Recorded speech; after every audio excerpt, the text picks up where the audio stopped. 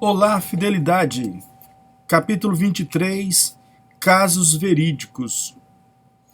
A esta altura será extremamente útil citar uma série de exemplos específicos com realizações concretas, alcançadas através da aplicação dessa lei.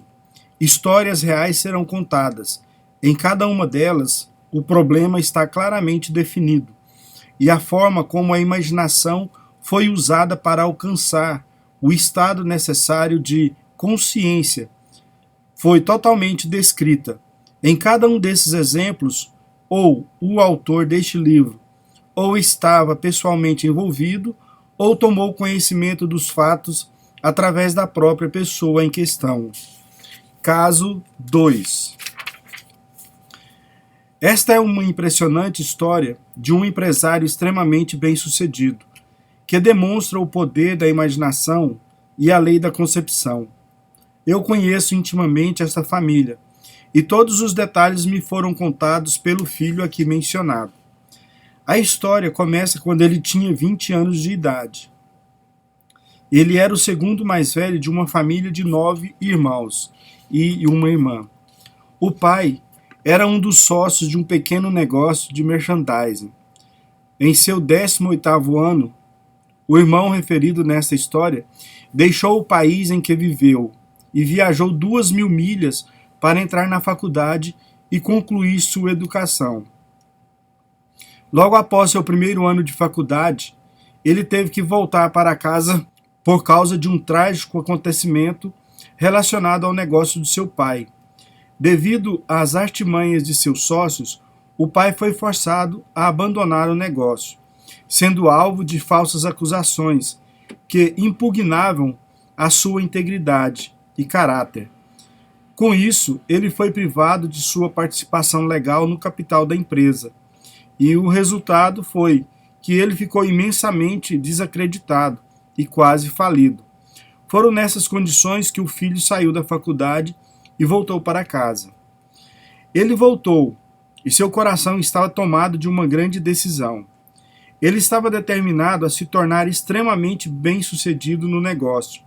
A primeira coisa que ele e seu pai fizeram foi usar o pouco dinheiro que eles tinham para começar o seu próprio negócio. Eles alugaram uma pequena loja em uma rua não muito longe do grande escritório, do qual o pai tinha sido um dos principais sócios.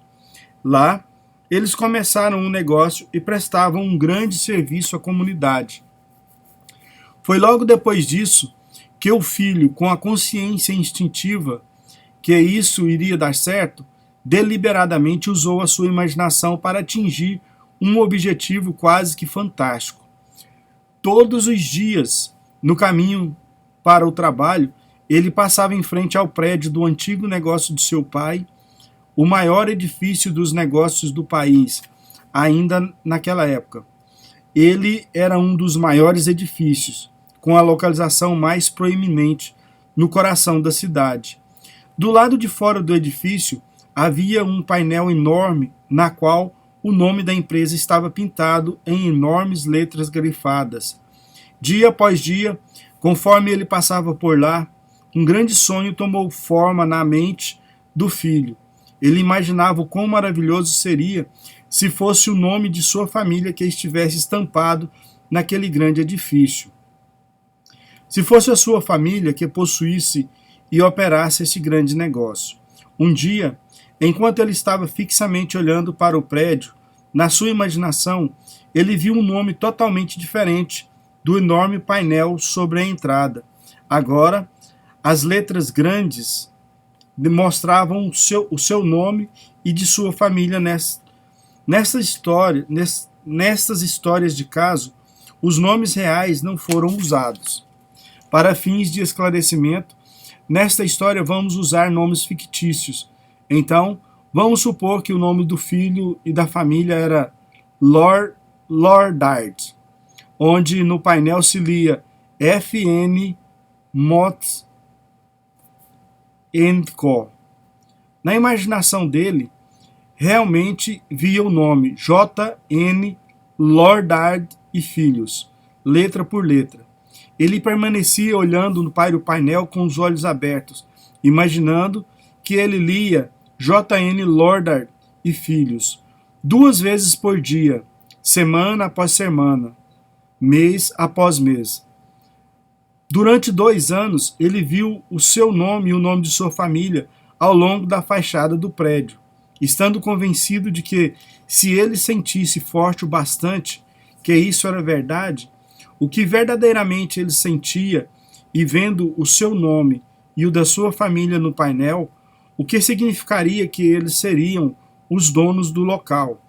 Ele se convenceu de que um dia eles seriam.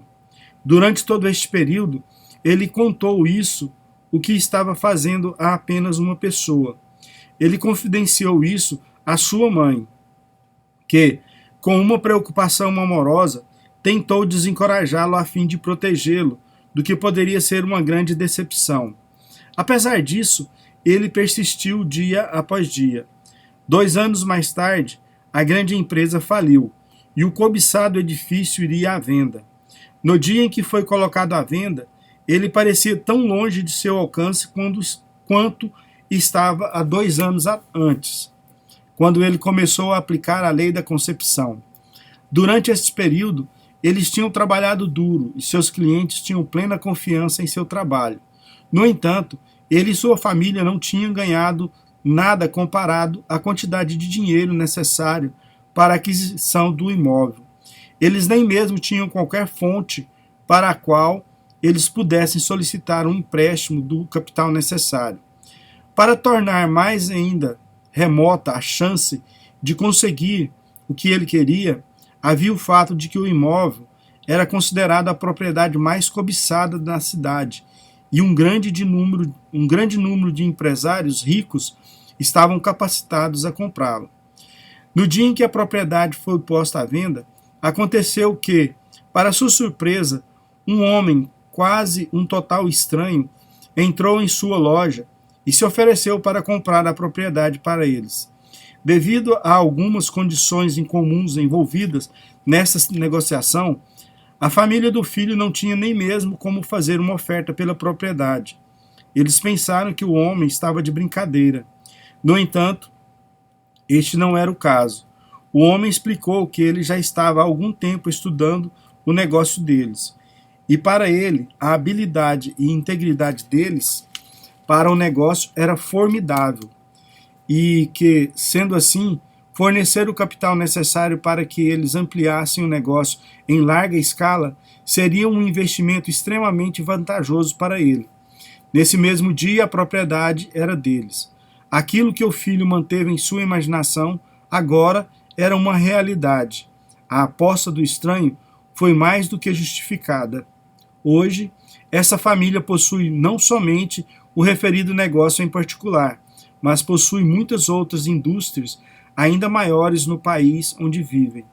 O filho, vendo o nome de sua família sobre a entrada deste grande edifício, muito antes de realmente estar lá, estava utilizando exatamente a técnica que produz resultados, assumindo a sensação de já ter aquilo o que deseja, fazendo disso uma realidade vívida em sua imaginação, através de sua persistência e de sua determinação, independentemente das aparências ou das circunstâncias. Ele, inevitavelmente, fez com que o seu sonho se tornasse realidade. E aqui nós encerramos nossa leitura. Espero que você esteja gostando. O caso 3 é também muito interessante. Compartilhe, se inscreva e deixe seu like. Obrigado.